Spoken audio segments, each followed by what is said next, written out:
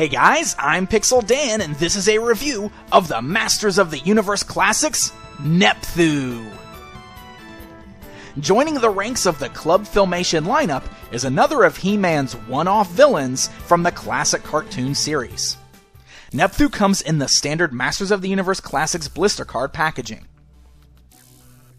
The back shows off a selection of other figures from the Classics line, as well as offers us a bio for Nepthu. Nepthu comes from the classic He-Man episode Temple of the Sun, where he used his Scarab Ankh to raise an army of sand creatures from the sands of time in an effort to take over Eternia. He has an Egyptian motif, which honestly works really well for the Masters of the Universe line. We haven't really had any other Egyptian-looking characters in the line just yet. However, his outfit is pretty plain because of this. He utilizes the standard body and just features white robes around his waist, and a large Egyptian-like hat on his head that is part of his head sculpt.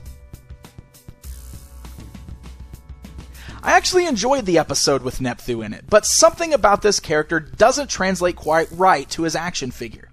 The problem seems to be that this figure looks a bit too heroic, and I've narrowed the problem down to his eyes. In the cartoon, he had thicker, angrier-looking eyebrows. The figure is really lacking those. I feel like a change of the eyebrows alone would have made this guy look a lot more evil. But otherwise, the figure itself is very nicely done. The paint deco is really nice and clean, and very bright and vibrant. He definitely gives off the vibe that he is from an animated series. His left hand is also molded open, the same hand we've seen used for characters like Count Marzo and the Faceless One. This is so that he can hold on to his Scarab accessory, and also works great for magic-wielding poses.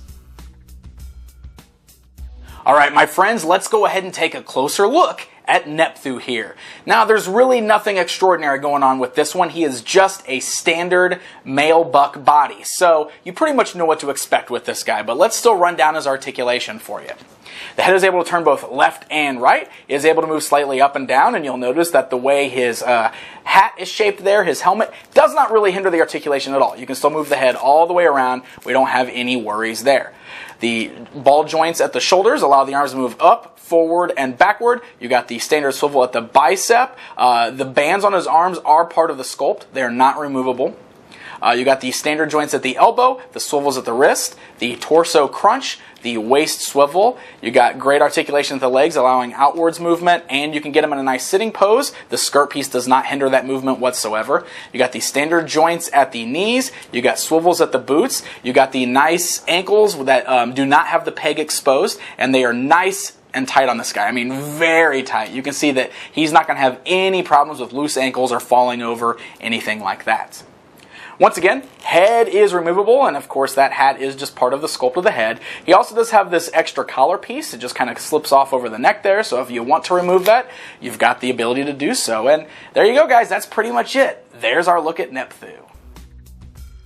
Of course, you can't have a Nepthu figure without his Scarab Ankh.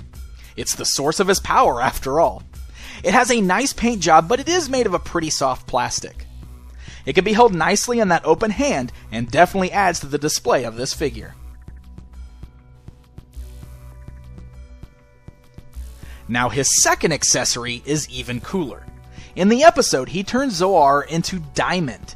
So here we have a Diamond Zoar accessory to pose along with him as a symbol of his power. It's made of a translucent plastic and has a nice sculpt with diamond-like cuts in it.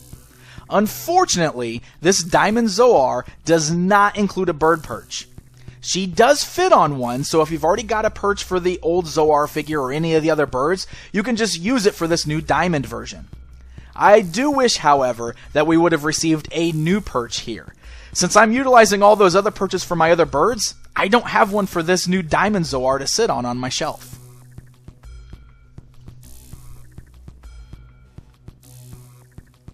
So there you go, guys. There's a look at Nepthu.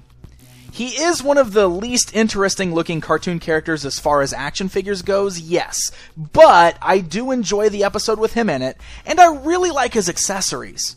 Plus, I find it fun that we're building up a collection of these one-off villains for He-Man to face that have no association with Skeletor. Nepthu is part of the 2013 Club Filmation subscription and should be available on MattyCollector.com on October 15th, 2013. Until next time,